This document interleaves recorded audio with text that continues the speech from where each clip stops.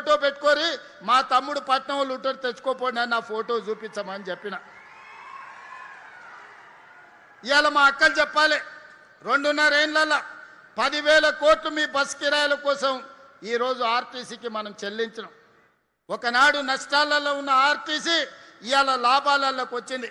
50,000 మంది కార్మిక కుటుంబాలను మీ ప్రయాణం వల్ల ఈరోజు ఆదుకోవడం జరిగింది. పెట్రోల్ బంకులు ఇచ్చినాం, బస్సులలో ఉచిత ప్రయాణమే కాదు, మహిళా సంఘాలకు ఇవాళ 1000 బస్సులు కొనిచ్చినాం. మీరు బస్సు యజమానులుగా ఇవాళ ఆడబిడ్డలు ఆర్టీసీకి బస్సులను పెట్టారు. అదాని అంబానీలు సోలార్ విద్యుత్ అంటారు, ఇవాళ 1000 మెగావాట్లు మా అక్కలకి ఇచ్చినాం.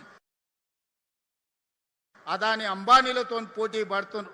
ఇవాళ పెట్రోల్ బంకులు అంటే రిలయన్స్ అంటారు, కానీ మా అక్కలకు పెట్రోల్ బంకులు ఇచ్చినాం నడిపించుకునే విధంగా. అంతెందుకు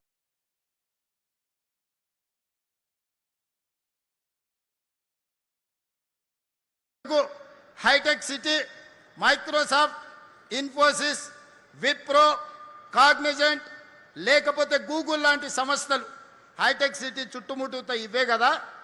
ఇందిరా మహిళా శక్తి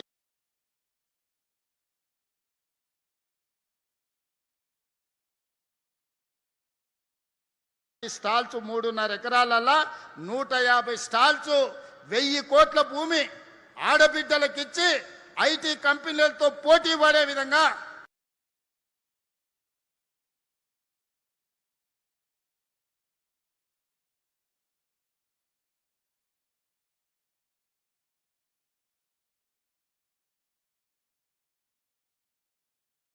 అమెజాన్ వెబ్సైట్లో మా ఆడబిడ్డలు తయారు చేసే ఉత్పత్తి వస్తువులను ఈరోజు ఆన్లైన్లో అమ్మే ఆత్మగౌరవం మా ఆడబిడ్డలకు వచ్చింది.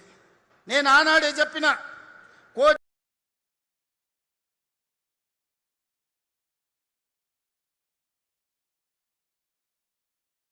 మంది మహిళల్ని కోటీశ్వరులను చేసే వరకు నిద్రపోయేదే లేదు.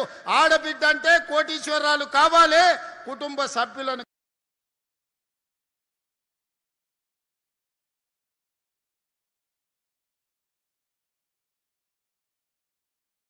కాపాడుకోవాలి అని ఈరోజు ప్రణాళికలు సిద్ధం చేసినాం.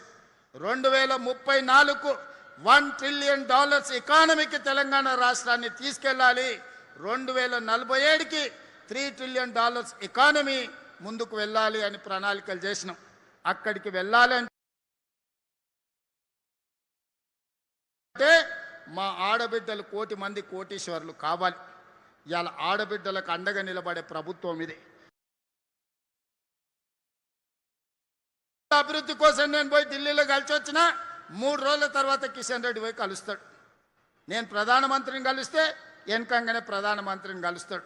నేను అర్బన్ డెవలప్మెంట్ మినిస్టర్ని కలిస్తే 3 రోజుల తర్వాత కలుస్తాడు. నేను రైల్వే మినిస్టర్ని కలిస్తే 3 రోజుల తర్వాత పోయి కలుస్తాడు. నేను కలుద్దాం రమ్మంటే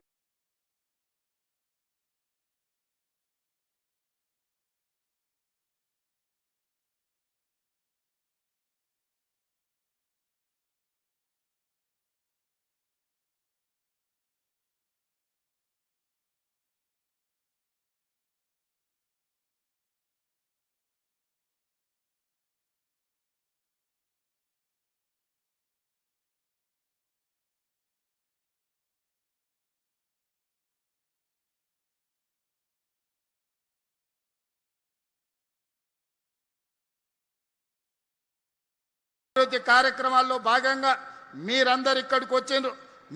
ఇప్పటి వరకు గాంధీ గారు చాలా ఇంకా చిట్టా చదివేండు. నేను ఒక మాట ఇస్తున్న వారికి, ఒక్కొక్కటిగా కాకుండా 6 నెలల ఈ పనులన్నీ ఒక కొలిక్కి తీసుకురండి, మళ్ళా 6 నెలలకి ఇక్కడికి వస్తా, నువ్వు అడిగిన అన్నీ ఇచ్చే బాధ్యత నాది. ఎందుకంటే ఆనాటి ముఖ్యమంత్రులు హైటెక్ సిటీ కట్టకపోయిన ఉంటే, ఔటర్ రింగ్ రోడ్ అభివృద్ధి